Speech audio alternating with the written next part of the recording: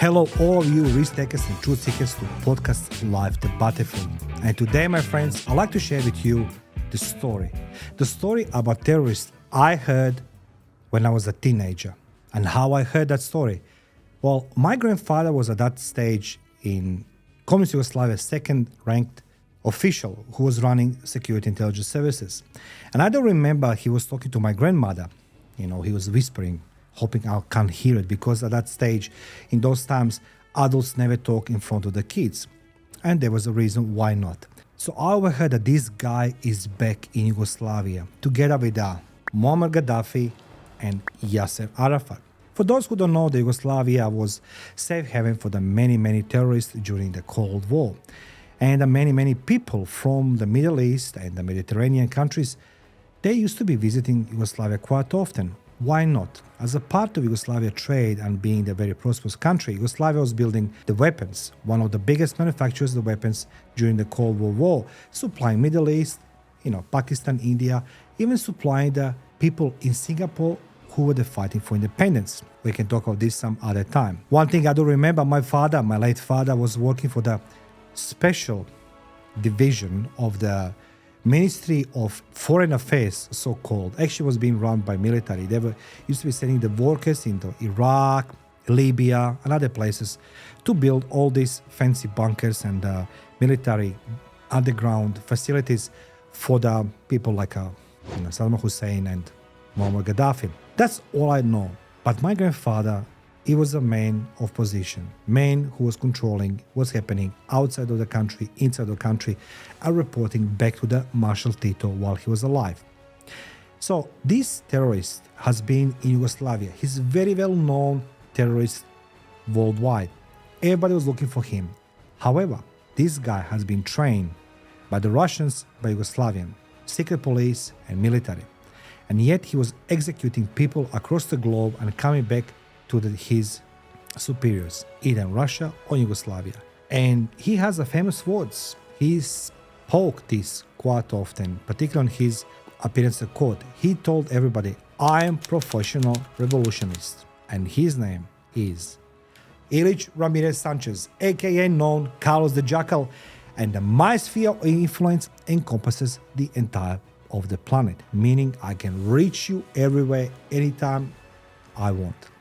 Many members of the police force and members of the general public recognize Ramirez as a contract killer who participated in the massacre of Israeli athletes at the 1972 Munich Olympic Games. Then he attempted to assassinate French President Charles de Gaulle.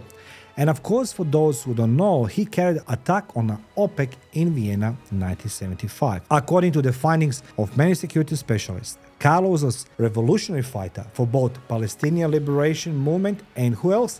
Soviet camp. Both of these groups received financial support from Arabs and Russians. He continued to fight until the fall of communism in 1989.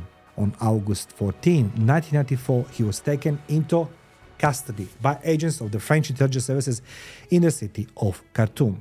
Ilich Ramírez Sánchez, who was 62 years old at the time, made a brazen proclamation where the trial of the most famous terrorist of the 20th century began in Paris' special anti-terrorist court. And what he said, I have years of experience as a revolutionary. My sphere of influences encompasses the entire of the planet. I want you to learn something as well. When intelligence services capture somebody like Ilich Ramírez Sánchez, they don't capture him only just because they want to prosecute him or they know who is his network. Of course, that's a part of intelligence work. But what they want to learn is a modus operandi and the logistics behind every terrorist. Ilich Ramírez Sánchez once was a playboy and mercenary and a professionally revolutionary, in addition to being a former militant. His nom de guerre during the conflict was Carlos, and his journalist pseudonym was Jackal. Carlos the Jackal is another of his nicknames. The 12th October 1949 found Ramirez Sánchez being born in the city of Caracas, Venezuela. Surprise, surprise, Ilich Ramírez was the name given to him by his Marxist lawyer father. In 1959, when Ramirez was still in school, he became a member of the National Communist Party youth wing. Following the separation of his parents in 1966, his mother relocated him and his brother to London. So that they may complete their education there. However, in 1968, their father made an application for his kids to attend the Sorbonne, but ultimately decided to send them where? To Patrice Lumumba institution in Moscow instead. So instead of going to Sorbonne in France, they're going into the Moscow, Russia. In 1970, Ramirez was kicked out of the institution for his disruptive behavior. As a language aficionado, Ramirez is fluent in the other tongues in addition to his mother tongue, Spanish, including Arabic, Russian, English, and French. And that makes you perfect intelligence operative. Following his departure from Moscow, he made his way to Beirut, the capital city of Lebanon, in order to become a member of the Popular Front for the Liberation of Palestine, better known as a PFLP. And then around the middle of the 1970s, he was moved to PFLP foreign volunteer training camp on the outskirts of Amman in the country of Jordan. Because of this, people started calling him Carlos. During the expulsion operation that was conducted by the Jordanian government in the 1970s, he fought alongside the NFOP against the Jordanian army in Jordan. This campaign was against the Jordanian army. It will appear that after his time in Jordan, he made his way back to London, where he was employed by the same NFOP and attended the London School of Economics. Now, ask yourself the question. It's easy to read somebody else's biography, but when you see the complexity of his behavior, so he's born in Venezuela, his mother wants to go, he studied from London to Paris, and his father actually sent him to the Moscow, and somehow he found himself in a Beirut. Now, think about this. Moscow and Beirut. The Middle East was being destabilized for some time, and there was a soft ground of the Cold War between the East and West. So I have no doubts that he's been sent to the Beirut by the Russians. A journalist gave him, Carlos, the nickname, the Jackal, after finding Frederick Forsyth's novel Days of the Jackal among his things. Carlos was the subject of the story. Despite the fact that the book was actually someone else's property, the nickname continued to be used. In 1973, Carlos participated in his first NFOP operation, which involved an attempt to murder Jewish merchant Joseph Sif.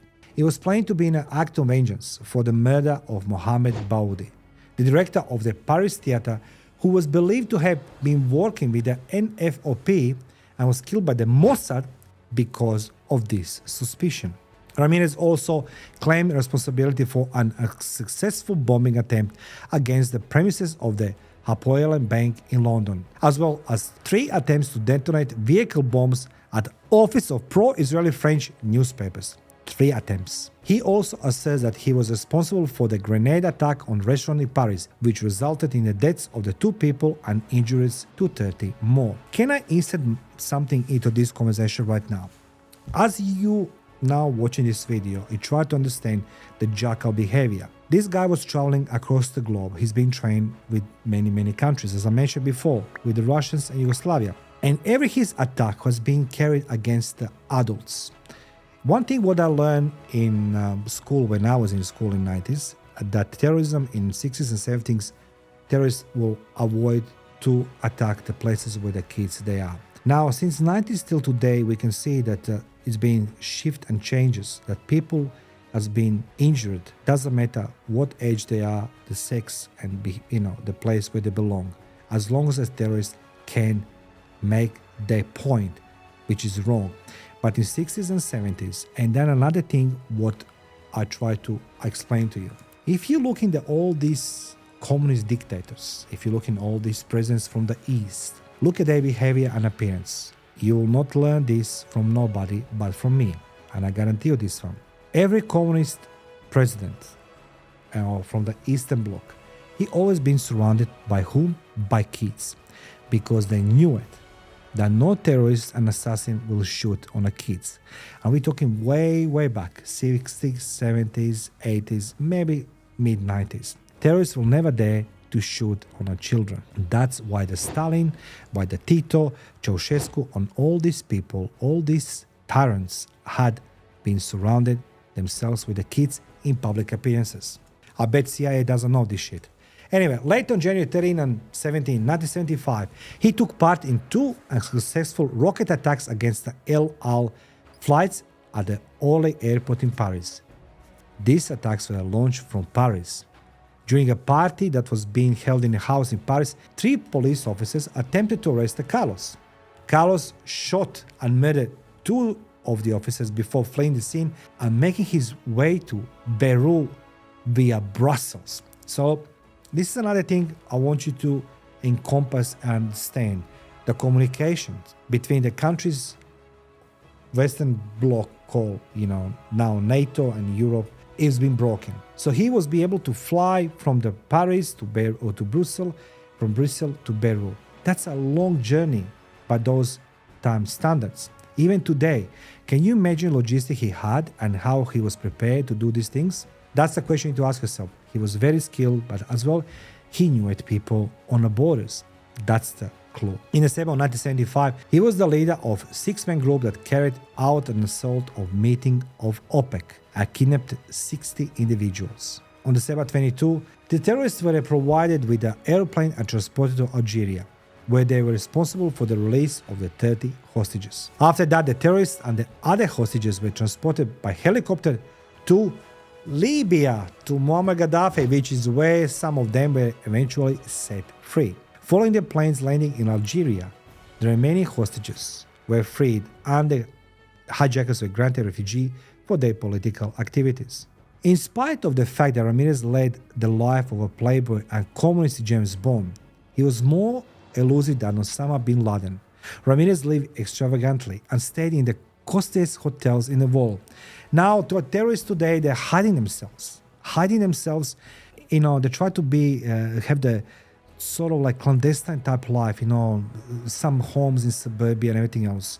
When you compare it with Carlos was living the life to the fullest. He was living into most expensive hotels. How is that even possible? He was known as a master of fleeing the scene of a crime, disguising himself and using fictitious identities, and he got active logistical aid from the agents of communist law countries located all over the world. September 1976 was the month in question. And why is that? As I mentioned at the beginning, my grandfather was a guy who knew his stuff. Hence why he sent me military school at age 14. And he was very, very nervous when he was talking to my grandmother about that particular individual, which I never understood who was. So, in Belgrade, Yugoslavia, Carlos was held for questioning for a short period of time. In 1975, the well-known terrorist being interrogated in Belgrade, and during that time, he talked openly the operations of Palestinian bases in Serbia and in Belgrade. With Tito's blessing, the PLO constructed training bases in Avala, which is located close to Belgrade, and Jastrebac, which is located close to a city called Kruševac. Ask yourself, these terrorists and PLO, they come in Yugoslavia, they've been state-sponsored terrorist centers run by Yugoslavian federal military, secret agencies. For what purpose? Anyway, Ilich Ramírez Sánchez was one who was allegedly led those classes. Carlos was employed by the board of former East German Stasi and Yugoslavia State Security Service through his time in intelligence community. Because of his close relation with the PLO and Yasser Arafat, he was Tito's personal favorite. During the 1970s, non-aligned Yugoslavia provided support for liberation movements in Africa and the Middle East, and the Carlo was involved in some capacity with these movements. On the other hand, Carlos was fifthly freed and taken to Iraq under the guise of an employee of Yugoslav construction business in accordance with the directives of the highest authority. Let me repeat this myself to you again. So he was being sent by Yugoslavian government as a businessman who was doing building in Iraq. And I remember my father in the 70s was many people from Yugoslavia was being sent in Iraq to build underground facilities. And Carlos was obviously being smuggled amongst all these people. Now, the anti-terrorist policy of the Yugoslavia can be described as a non-aligned, which means that the country does not take sides in the wars that raging between the West and Eastern blocs. Allegedly, the German secret police, known as a BND, wanted Carlos to be captured in Belgrade so that Tito's Yugoslavia could be publicly presented as a protector of international terrorists. As a result, they provided intelligence regarding Jackal's movement to the security services of the Yugoslavia. Now, according to the archives from the former state security services of Yugoslavia where my grandfather was working, Carlos returned to Yugoslavia following Tito's death in 1982 with the lofty goals in mind. After then, according to allegations, his terrorist organization made the decision to set a permanent base in Yugoslavia in order to make operation in Western Europe easier. So he comes to, after Tito's death, of course, and says, we want to open our base here in Yugoslavia. We're doing already some stuff here, but now we want to do it permanently so we can hop on a train or plane and go in Western Europe and do the damages there. You don't talk to some country if you don't have no connections from previous years of operations. Carlos was in bed with the Russians and Yugoslavian intelligence community, executing people across the globe for the purposes known only to Yugoslavia and Russians. And it's believed that Carlos was in Belgrade at the time, posing as a Syrian ambassador by name Mike Haddad. The security authorities of the former state were supposedly unaware that the most wanted terrorist in the world was on their territory. They were unaware. At the end of the 1970s, they were responsible for the dissolution of their very own terrorist organization, which was known as the Organization of Arab Armed Struggle and was composed of rebels from Syria, Lebanon, and Germany. Additionally, he was in contact with the East German intelligence agency known as a Stasi. Let's go a little bit back with that Stasi story. You know who was a day supervising officer from KGB? We know. Vladimir Putin. Eastern Germany wanted to be seen on an international scene as an independent state. But somehow Russians, they hold them very tight. Not like Hungarians or the Polish or, the Romania, Bulgaria. Eastern Germany was being heavily controlled by KGB. And they have the station there. Amassed a number of hundreds of thousands of troops and tanks and everything else from Russia. So he was working with the Stasi. So obviously, relationship goes to KGB. Even the Romanian Secret Service hired Carlos to kill Romanian dissidents in France and to take the offices of Radio Free Europe in Munich. He was successful in both on those endeavors. After Haddad passed away, Carlos once more offered his assistance to NOFP on a voluntary basis, but this time with the assistance of Baghdad administration. The terrorist organization led by Carlos didn't get off the ground until 1982, when they attempted but failed to take over nuclear power station. Nuclear power station. In retaliation for the arrest of the two members of the organization in Paris, including Carlos Kopp's wife Magdalena Kopp, the gang carried out the bombing across the France. Through his career, Western sources asserted that Carlos was the KGB spy, despite the fact that his connections to Russian intelligence were quite insignificant, because they couldn't prove, actually. As a consequence of these attacks, pressure from the international community was exerted to the government of European countries that allowed Carlos' activities to continue. At the end of 1985, he fled Hungary, but Iraq, Libya, and Cuba all refused to provide him with assistance. Finally, he was able to find sanctuary in Syria. Damascus became the new home for him, his wife, and their daughter. Now, after being ordered by the Syrian government to cease his involvement in terrorist operations, Carlos was removed from the list of individuals regarded to be a risk. Despite this, the Iraqi government upheld him in the year 1990. As a result, he was expelled from Syria in September 1991 and resettled for a short time in Jordan. He moved his base operations to Khartoum, Sudan, because the security there was superior. The French and American intelligence services have presented the Sudanese government with an advantageous proposition in exchange for Carlos' extradition. This settlement was most likely awarded because Sudanese Islamic fundamentalists were annoyed by Carlos' continuous behavior as a playboy despite his religious beliefs prohibiting such behavior. On the 14th of August 1994, he was turned over to police in France and transported to Paris. In 1975, he was arrested in Paris and accused with the killing of 2 police officers as well as a Michael Mukarbel. Following his arrest, he was transported to the La Sainte de Paris jail, where he remained until the beginning of the trial. The proceeding of the trial began on December 12, 1997, and lasted until December 23, 1997, where he was found guilty and given a life term in jail. This is a story about Carlos the Jackal, and I inserted for you some information which you can't find in the books, and nobody can tell you because they didn't live in communism, or maybe they've been exposed to the people like I was to my grandfather. Thank you for watching Live the Battlefield. Feel free to subscribe, share, like, and comment. By leaving the comments, we can learn from each other much more. And tell me, what do you think? Who was actually Carlos the Jackal? Thank you.